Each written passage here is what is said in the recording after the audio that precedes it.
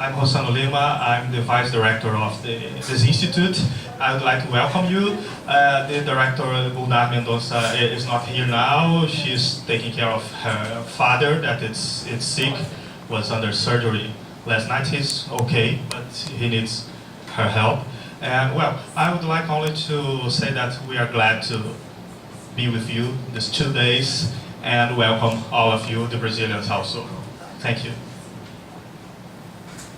Okay, thank you, Rossano. Well, first, that is more information also because many of us here are from the EMS or the students of us, more for our guest today.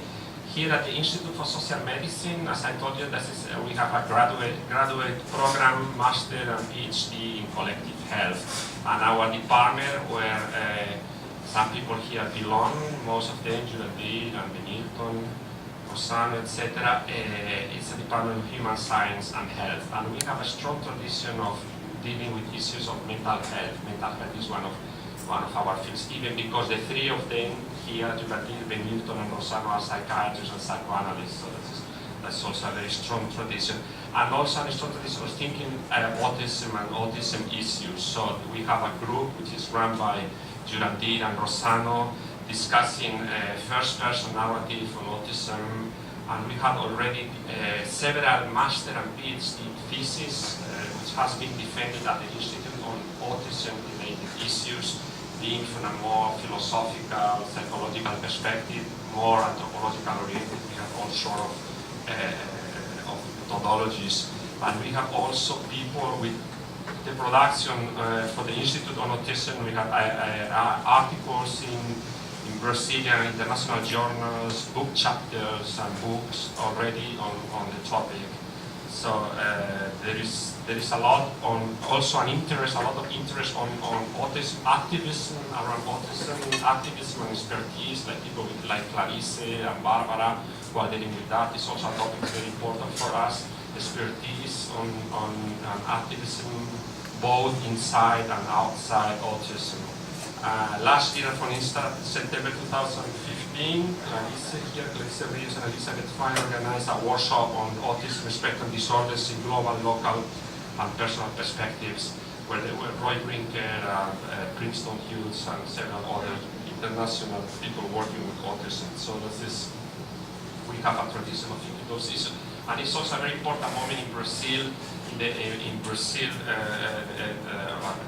the political level, at the health policy level, also on autism, as I told you about, because we have the issue with autism within public mental health services, but also we have a law, an autism law, who was signed by our president in 2012, who created the specialized services for autistic people, and there is several quarrels around that. So it's also an important issue, autism at this level. So now about this workshop. As you see here, that's the Leverhulme Trust, which found us on this workshop on autism. The whole idea comes through the idea of critical autism studies, which came out when Michael Orsini and Joyce Davidson organized a conference 2009, 2010 in Ottawa, which I also attended, where the idea of critical autism studies was launched, and out of this conference came that book, Walls of Autism, which, as Michael said, is Davidson and Orsini, and not Orsini and Davidson, and where all of us have a chapter. Michael had the introduction, and I have a chapter, and the three of them have a chapter. And in this book came this idea of critical autism studies, which involves three key elements that you see here, an attention to how power relations shape the field of autism, enable narratives of autism that challenge deficit constructions that influence public opinion, policy, and popular culture.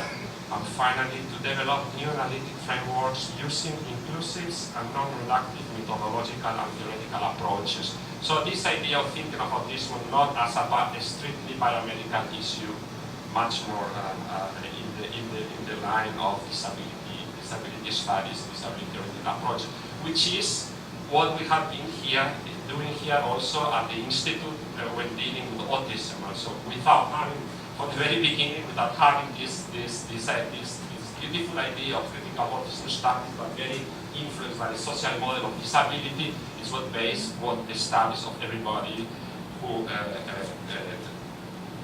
work with autism. Next slide, please.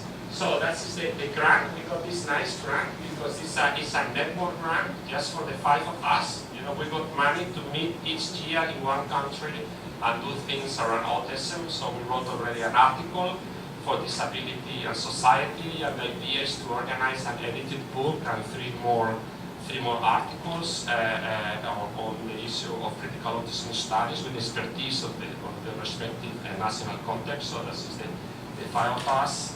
And we have a website. That is the website. It's important that, and the idea is to create like a network, so everybody who is working with autism who can participate and somehow incorporate to the network. And we are in the process also to create a Facebook page on the conference. And we have, that is the idea, we have these three, it's a project for 3 years, and we organized 3 conferences, one in Australia last year, this one here, and the idea is to make another one in London next year in a year time now. So, and the aims of the project is that we have and that we put in the article that we just published, and which circulate among the participants of this seminar, is to develop the emerging field of critical autism studies, including documenting key issues across national contexts, not only our 5 national contexts, Brazil, Sweden, Canada, UK, and Australia, but also other interesting contexts. To develop theory, refine conceptual issues, and generate new understandings about autism that are not bounded by a strictly medicalized, deficit-led approach. Third, to develop capacity by working with doctoral students and postdoctoral fellows, which we all do, since we are all based in different universities, to create opportunities for dialogue with a wider audience across the 5 partner countries, and to offer significant possibilities to produce knowledge and inform practice that affects people's lives. That is all.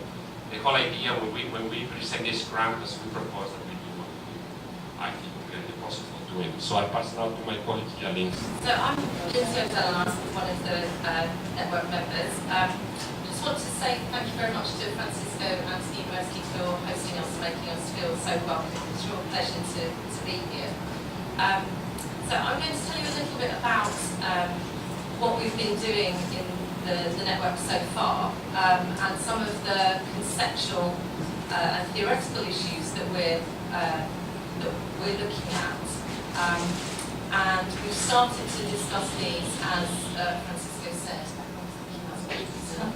Look at it now. We've started to think about these and explore them in the first paper that we've written collectively, which was published in Disability and Society. And we can send people a copy of that electronically if anybody would like that. So I'm just going to explore then the themes for the network as we've set it up. So there's 3 themes. And I'll introduce these, and then my colleagues will pick up various elements of those in their presentations. So the 3 themes are around constructing autistic personhood, neurodiversity and identity, and interventions and policy. So the approach that we're taking is one that we're calling an intercontextual abilities approach, and I'll explain what we mean by that. So what's really interesting is that we come from very different geographical locations, cultural locations, and that we share ideas, but also that we have some interesting points of difference as well. So collectively the approach we're taking is intercontextual, and by that what we mean is that we see autism as experienced and acted upon and understood differently within different cultural locations. We're not assuming that what we know as autism is necessarily the same or experienced the same in different places. So one of the interesting things for us is bringing together the knowledge that we have within our cultural context. we're not taking a cross-cultural perspective to examine how autism is understood, and I'll explain more about that in a minute. But we are taking an abilities approach, and by that what we mean is that we seek to challenge deficit approaches to understanding autism, and also to value the skills and the abilities of people with autism. So rather than use a cross-cultural approach, we've drawn one is a concept that we've borrowed from research called Whelan, a concept of epistemic communities. And by this, what Whelan was meaning was that there are communities of understanding, so communities that structure knowledge in particular ways, so they articulate what seem to be valid knowledge, valid experiences and expression of experience. And so this produces these particular epistemologies of the concept. So in our case, the epistemologies of autism. So it's not strictly a cross-cultural perspective, but it is very much about particular communities of knowledge that produce autism in particular ways. It's clear to us that research about autism takes place within particular geographical contexts, and that there are particular very dominant understandings and research conventions in understanding autism. So particularly in the US, there's a huge amount of research on autism that's been produced within the USA, but also the UK, Canada and Sweden are prime producers of knowledge about autism. So for us, one of the first theme for the network is around, well, what does the kind of the dominant understanding of autism, what is that, and how does that influence what we're interested in? So we would argue that research on autism is very much dominated by a neurobiological perspective, and that within this, we'd argue that there are trends within the research. So there's a huge amount of research on research for the characteristics of what seems to be an autistic brain, how is it different from a non-autistic brain. There's another huge body of research on genotypes, trying to identify a particular genotype and genotypes. And the third key trend is around comorbidity, autism and other conditions. What's interesting to us is that that there is very little consensus, and research has had obviously some kind of significant findings, but actually is having trouble coming to a consensus. So as Chloe Silverman saying, although researchers have had trouble finding localised structural changes, autism has retained its identity as a genetic disorder of the brain. So this way of understanding autism is still dominant, even though it's not quite clear what this understanding is. So we would argue then that priority has really been given to a brain-based explanation of autism. And what's interesting to us is that an alternative way of understanding autism within this brain-based vocabulary has arisen in the US and particularly in the UK. And this is an approach that's called Neurodiversity. And the idea within this is that it draws on a brain-based vocabulary to understand autism, but to very much understand autism in relation to what seems to be neurologically typical, i.e. non-autistic people and brains and functioning and so on. And the work around this has shifted over time, but one of the main early use of neurodiversity as a term came from an autistic activist, I think in the US, who set up online this Institute for the Study of the Neurologically Typical, and this is a very playful take on kind of turning round some of the language that's talked about in relation to autism. So rather than defining autism, they're defining the neurologically typical, i.e. the non-autistic. And so very much parodying some of the language of kind of dominant understanding of autism. So neurological syndrome is a neurobiological disorder characterised by a preoccupation with social concerns, delusions of superiority, and obsession with conformity.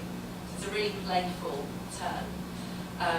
And again, very much mirroring and playing with the advice and the understanding of autism.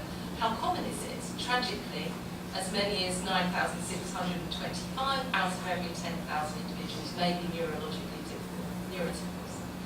There's no known cure for neurotypical syndrome. However, many entities have learned to compensate for their disabilities and interact normally with autistic persons. So for us, this is fun, is playful. It sets up an alternative way of thinking about and understanding autism, and has been very interesting in the conversations that we've been having about this and how it's moved through development and through place. So for us, this raises questions. So these are this first theme and the first questions that, as a group, we're starting to think about. So how has this discourse of neurodiversity travelled through the context within which we're working? And what's interesting is that it's not travelled very much. It's very dominant in the UK, and it's been very mainstreamed. It's very much picked up within parents' discourse, for example, and within education. But it's interesting to see how it's moved. Does it offer an alternative understanding for and of children and adults with autism? And there's debate about whether it's useful or not. But kind of thinking more broadly, how does an abilities framework, so not necessarily in terms of neurodiversity, but more broadly an abilities framework, enable us to think differently about autism? And in what ways can critical autism studies challenge the biomedical, traditional, conventional construction of autism? And the final question for us within this theme is, how do public and research discourses of neurology affect theoretical and conceptual understandings of autism? It's very interesting to us that both the kind of the dominant understanding of autism and also what seemed to be a very different discourse are both drawing on brain-based language and discourse within which to understand autism. So very different intents. But how's that working? What's being created when we're thinking that way? The second theme for us is around autistic identity, autistic personhood, and the idea around, and Francisco was talking about the social model, the idea of, and for us, the idea of an abilities framework, of valuing skills and abilities of people with autism, and very much challenging a deficit-based approach to understanding autism.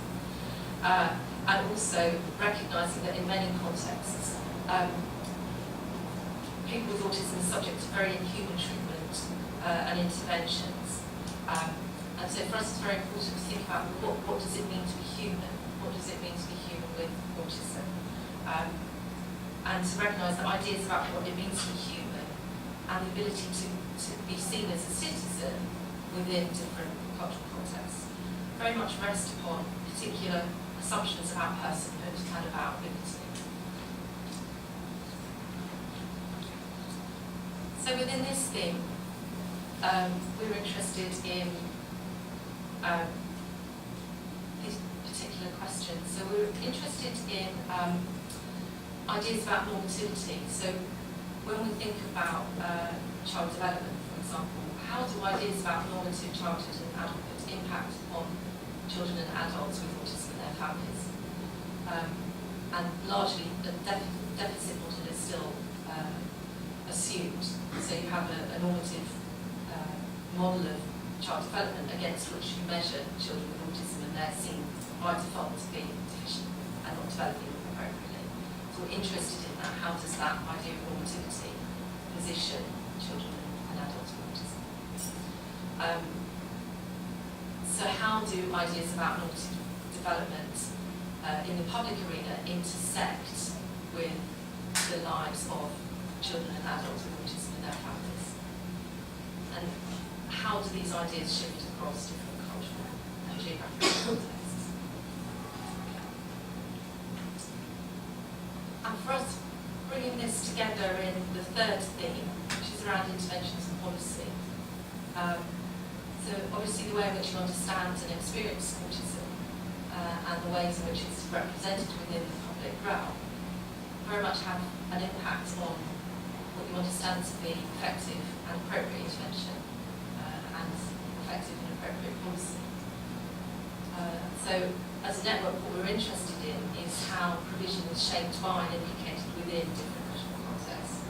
And what's really been really interesting for us, and we've been looking at this yesterday, is thinking about how is the policy agenda around autism so very different within our different cultural contexts. So where is autism thought about within policy? Is it thought about as a singular thing that has laws and policy agendas purely around autism? Is it thought about in terms of special education? Is it thought about in terms of mental health, or more broadly around disabilities? Where does it sit within policy agendas? And what does that mean? What constructions of autism are drawn on to legitimise particular forms of intervention? So as I said, in the UK, the discourse of neurodiversity is incredibly strong and quite powerful, whereas that's very muted if it's there at all in the other cultural contexts within which my colleagues are working. But other constructions are very much across the board. So another question for us then is around the role of experts, who are considered to be experts. What's their role? And who are experts? So are they professionals? Are they professionals by experience, experts by experience, so autistic people and their families themselves? And how are they involved in shaping policy around autism? And the final question for us is around kind of government and policy responses. And what do they tell us about the way in which autism is understood and the relative power relations within a particular context of culture? So that's the setup of the network to date. And as I said, we've started to explore some of these questions together in writing and also through our meetings last year in Australia and this year in Rio. And it's been great for us to have that chance to meet and compare across the context. I think it's really valuable, and it's also very valuable to hear from all of you as well. So this is kind of where we're kind of at, is thinking about autism as a category, diagnostic category, a lived category, lived experience, and how that shifts in different cultural contexts. We're beginning to theorise this kind of critical approach to autism and think about that in terms of an intercontextual frame, so how that shifts across epistemologies and across geographical locations. And they may be different things. And to examine how particular ideas gain currency and travel and what happens. So neuroscience and brain-based discourse has gained currency and travels very well through contexts. Other things are much more muted or much more located within a particular context, and for us that's very interesting. So that's really kind of setting up where we've got to, and then my colleague's going to pick up some of the specific issues within that.